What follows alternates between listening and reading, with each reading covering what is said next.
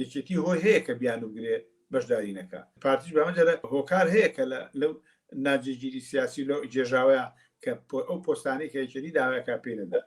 بەڵام لە هەمان کاتیشا حکوومەت ئەگەر یەکێتی و پارتی نیکەن پێک نایێنێ ناتوان پێگەوەی کە هەوڵێن ڕێچاخند مفازیان لەگەڵاکەن جەچیان بۆ دەکەن ڕێچاخن بەڵام تا دۆخەکە یەکلایی نەبێتەوە ئەم دوانە ینی چەل لا چاوەڕێکم زان دۆکە بەرەچۆڕە ئیتر لە شوێنێکە کە معلوم نییە بەرەچۆڕە ئەگەر یەکلای بێتەوە پێم وایە یەکێتی ناچارە بێت وەکو دەورانەکانی دەورانی پێشوو بە پێی هاوسەنگی هێزەکەی ناچار تەسی بە پارتی بێ و ئەو جۆری پۆستانەی کە ئەساسیەکانی بۆ پارتی بێ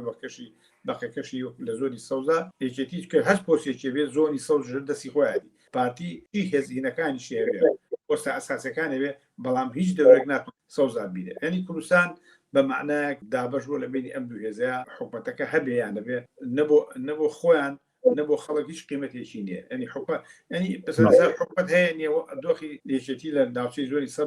سەوزا بۆ خۆی ماشیە و پارتی لە زۆنی زەردا دۆخی دەور و کاریگەریەکەی لە باری ئابووری سیاسی ماشیە قورسایەکەشی کەوتۆتە سەر ژیانی خەڵک ئایندەی خەڵک جێژایە بۆ خەڵک ناجێگیری سیاسی بۆ خەڵک هەتا جۆرێک بێئومێدکردنی خەڵک لە دۆخێکە چ لە کوردستانە چ لە عێراقەکە بەرەچۆڕە ئایندەیەکی نامعلومە